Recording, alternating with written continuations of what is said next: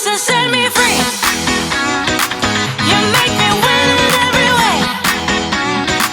You showed me how to spread my wings. Yes, I'm the winner of the day. To our next episode of Real Women, Real Life. We are so excited to have our next guest on today with us. This is Katie Larsen. So Angie and I are super excited that we get to keep bringing on women all across the globe to share their stories and topics that they're very passionate about that really affect each one of us in our own daily life. And so we wanted to start off today's topic a little bit more about body positivity. So we brought on Katie Larsen as our guest today. So Katie and I actually met at Miss Florida, USA, not too long ago, actually, just about a month ago. It was a month, yeah. Yeah, and so we got to meet there. We're pageant sisters now for life because that's how pageants work. And she's out of Naples, Florida. And so if you could, Katie, could you give us a little bit of an introduction on just a little bit about you? Of course. So my name is Katie. I am a 25-year-old female that lives in Naples, Florida. I met Sarah and I saw how super passionate she was about her podcast and everything that she's an advocate for. And it just inspired me so much. And I wanted to help her out in the best way that I could. And I'm just super excited to be here. That's awesome. So today's topic is going to be a little bit about body positivity. So this is something that I've seen very recently and more often now in social media markets and in like the media on TV and things like that about different body sizes and shapes and how we're not all the same. Obviously, we know that. But what does body positivity kind of mean to you, Katie? And what does that look like for your life? So obviously growing up in the age of like social media, when I was in high school, Instagram was the new thing. And I mean, the Kardashians were like the staple of like what the ideal body figure should be, like thin, big boobs, big butt and everything, which is fine. Like if you have that naturally, like go ahead and flaunt it. But I feel like we put so much pressure on what the female should look like instead of embracing what everybody does look like. And especially for younger girls and especially girls who are in high school and they're still developing. And I mean, I was still developing at the ripe age of 25. I still had body changing. And I feel like we have girls develop such as body dysmorphia with like being focused on the scale and comparing themselves to other girls and how they look and like they have six packs and they can eat junk food all the time. Whereas I have to go to the gym 4 days a week and I still don't get six pack, but I feel like we have to learn to embrace what we actually look like instead of what we think that we should look like.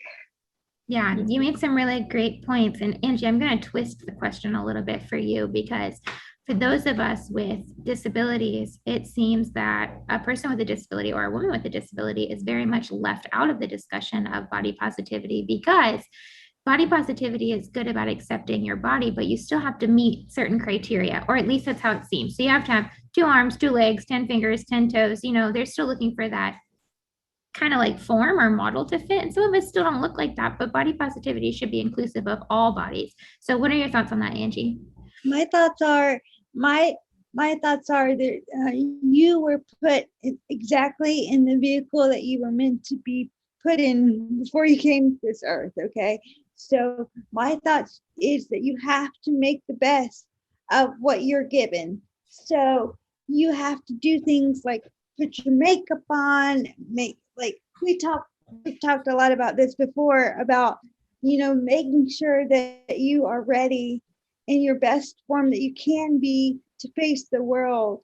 And sometimes, like you said, Sarah, sometimes that starts with accepting it in your own head before you expect other people to accept it, right? So, and I think that Katie made a really good comment about the fact that we need to address the fact that everybody's different as soon as we can for younger people so that they know that they don't have to strive for perfection, that there is no perfection, that every individual has a set point weight. You're only going to go down so low. You're only going to be able to lose so much or gain so much muscle and all this kind of stuff. And so at some point, you're going to have to accept yourself exactly where you are. And some of that is a mental game. So yeah, that's a really good point. I think you said the word perfection. So I don't know how you ladies feel about it, but I feel like perfection has to be defined by yourself You can't use the term perfection as a definition out of a dictionary, right? Because my perfect body looks totally different than y'all's perfect body. And Right. Of so course.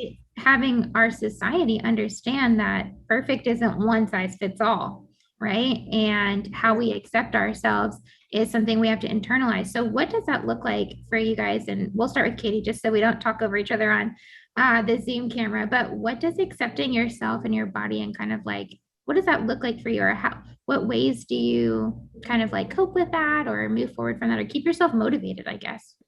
So I think that like my way of accepting myself is always evolving and always changing. Like what I would accept myself with pre Miss Florida is definitely different than what I would accept for myself post Miss Florida.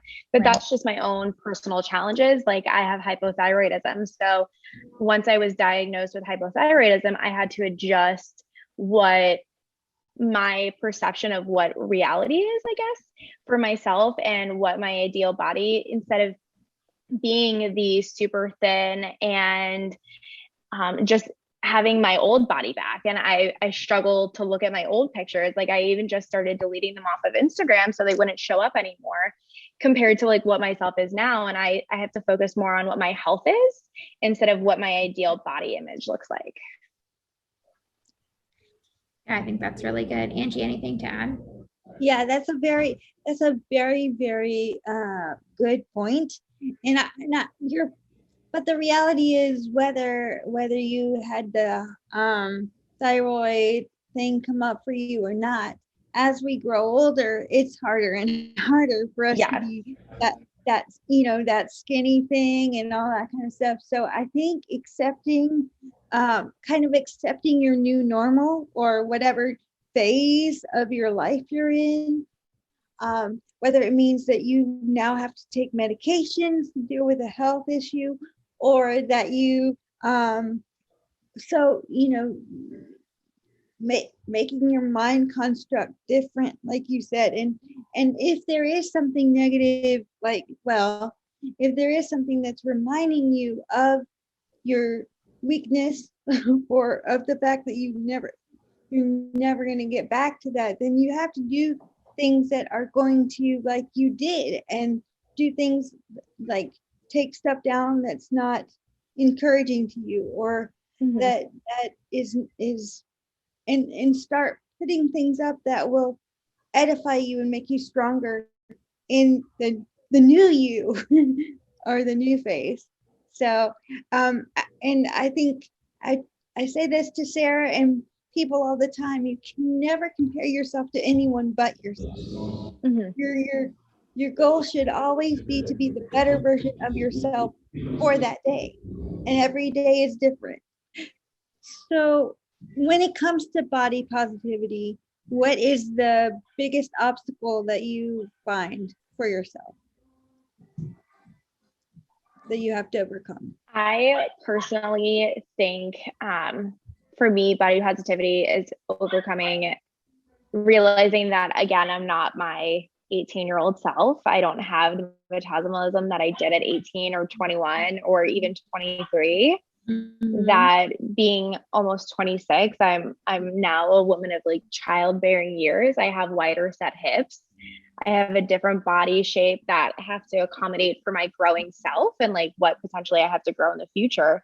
But I think it's making sure that I realize that even though my body is different, it's more capable now, even though I'm not like 98 pounds. And it's okay that I'm not 98 pounds because I'm healthy and I feel healthy compared to always being hungry and being super skinny and thinking that that's the ideal image that I need to portray.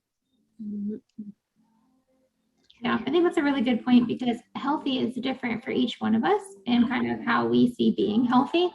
So like for me, there's not as much activity that I can do physically because of my physical limitations, but I can change how I eat and what I put into my body, which I also think is really important. So what does like healthy lifestyle look for you guys?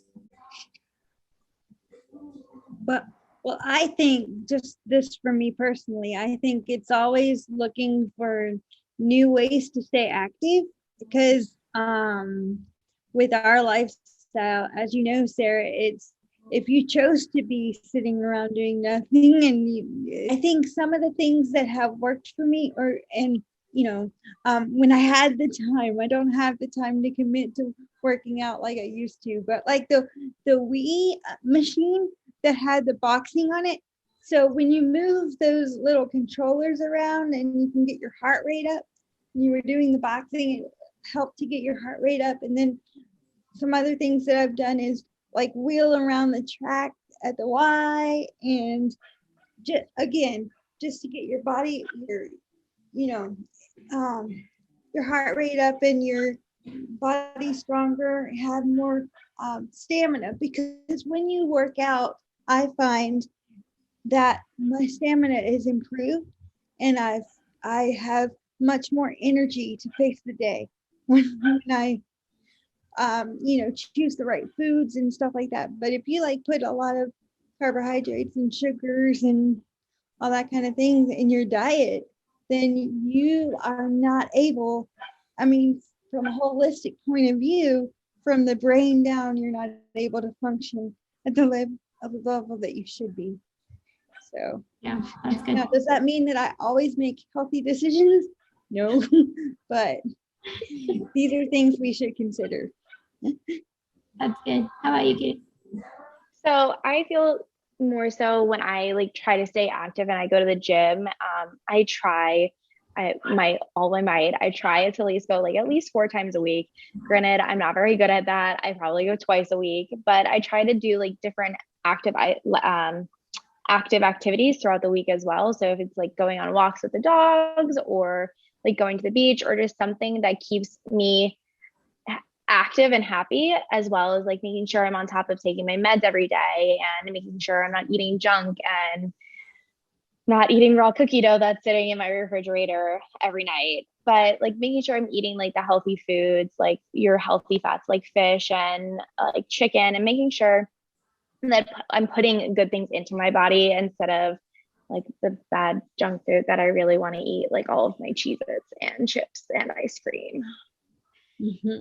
Right. But I think you make a good point. Like there has to be that balance too. So like every once in a while, a little ice cream doesn't hurt, right? It really doesn't. It helps the soul. It helps you feel happy about yourself.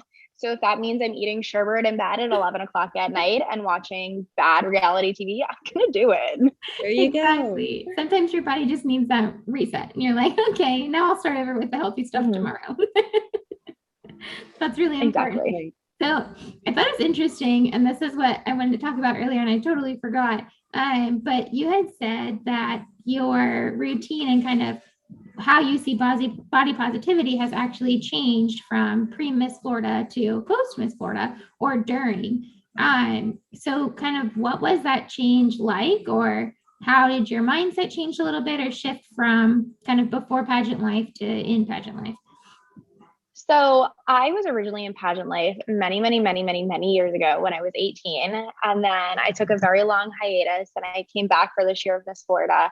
And I just focused on, I was more so focused on trying to get the body image pre-Miss Florida that I thought I was supposed to have, and not realizing that obviously I did realize that everybody's body is different, but instead of like learning to embrace my body, I felt like I had to fit the mold of like what I used to be. And like, obviously there is some beautiful, very athletic girls that we've competed with, but that's just their natural body type. And realizing like being at Miss Florida, it can mess with your head sometimes, and you sit there and you compare yourself, but you realize that everybody's different, and everybody that was in the top 17 had a different body type and had different ways of living and different lifestyles. So post Miss Florida, I've tried to learn to embrace more so what makes me individual than what makes me try to fit the cookie cutter mold that I thought I was supposed to have. Yeah, I think that's a really important point for a lot of young women nowadays, because sometimes pageants get a bad rep, and it's always like, oh, you have to look a certain way to compete and win a title in a pageant. But that's not necessarily true. It's how well can you hold yourself in the body that you have? Like, are you confident? Can people tell that you are so happy with the way that you look and you love your body on stage. Like, do you give off that impression, or are you uncomfortable? Are you hiding behind what you're wearing? Or, what does that look like for you? And I think, so I did Miss Florida this past year, and then I did the year before. So I did 2 years in a row. And the shift in women that competed was absolutely amazing. Like from the year before, I was that person that was like, okay, I don't have 6-pack abs. Like I'm not going to fit in. Nobody's going to want to talk to me. Like I don't look like them. And then when we came back this year, it was like everybody was so different and everybody's bodies all looked different. And I was like, whoa, I fit the different category. Like now I fit in because none of us look the same, And Exactly. so it was such a warm feeling. And it was like, okay, yes, I can do this. And it really gave a lot of us, I think, that boost of confidence that we kind of walked in not really sure. And then once we were there, we were like, oh yeah, okay. Her and I, yeah, we get along. We look good. Like we're ready to go. But I think it's such an empowering moment for a lot of young women that people don't realize. Like pageants can really empower you if you use them the right way. And they can really help you love your body, which I think is really important for a lot of young girls nowadays. So what does that look like for advice for young girls coming up in the world now? And we can kind of all give our little pieces of advice, but as we kind of wrap up on our first section of body positivity, we may reconnect in a couple of months and do another one, kind of just see how we've grown from here. But what does that advice look like, or what would you give to a younger girl coming up in a world today where the media is all over the place? There's Instagram versus reality. There's comparing yourself to all these people. Like, what can we tell these young girls coming out now?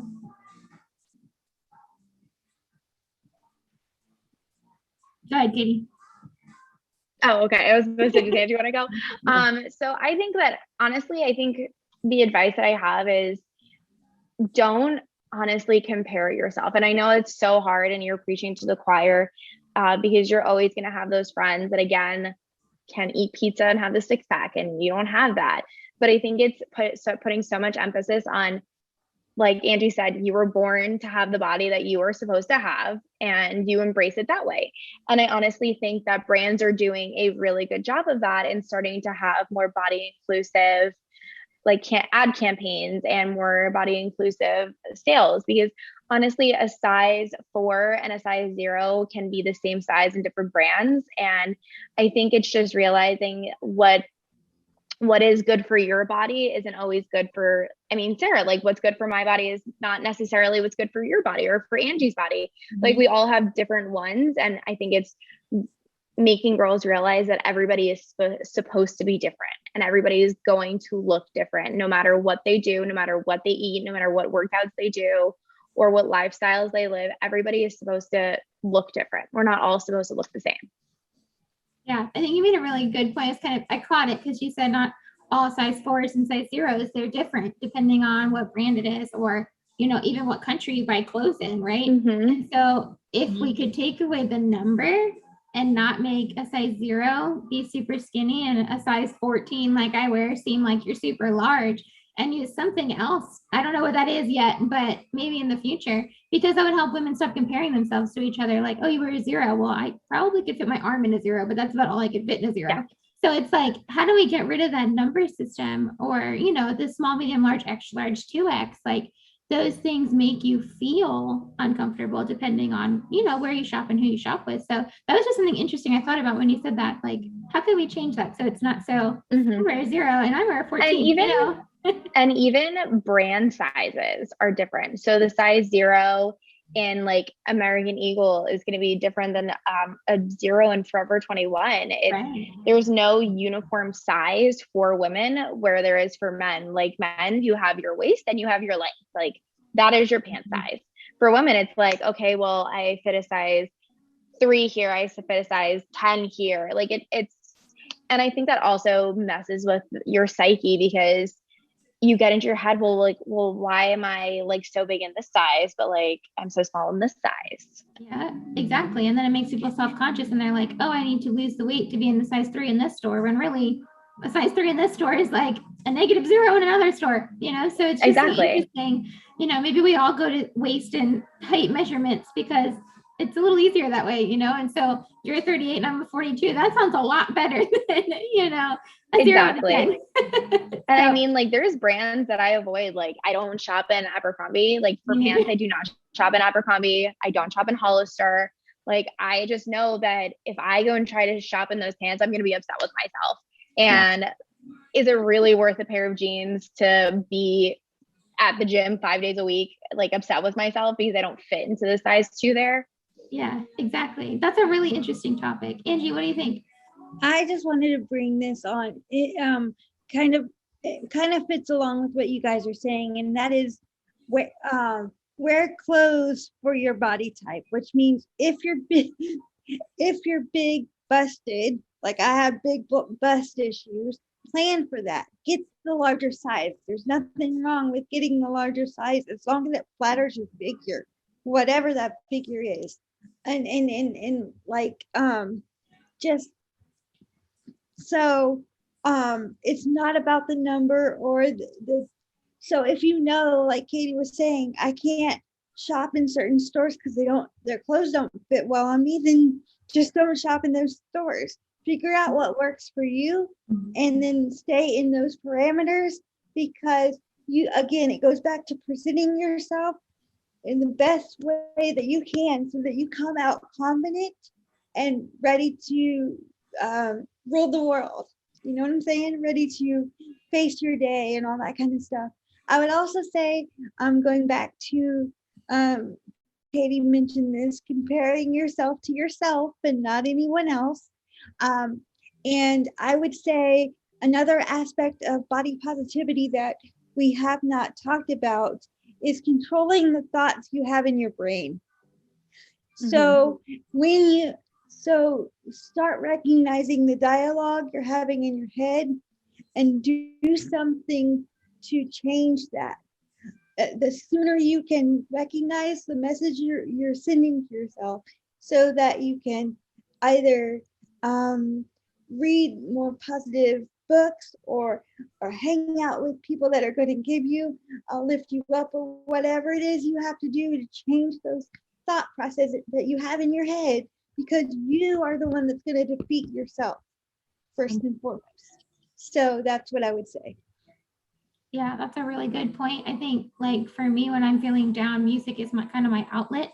And music provides movement, so it's not a bad or unhealthy outlet either, which is kind of interesting to think about. Right. But just being able to either that or go outside and do something fun that I enjoy, like, kayaking or whatever that sport looks like for me, because I love playing sports.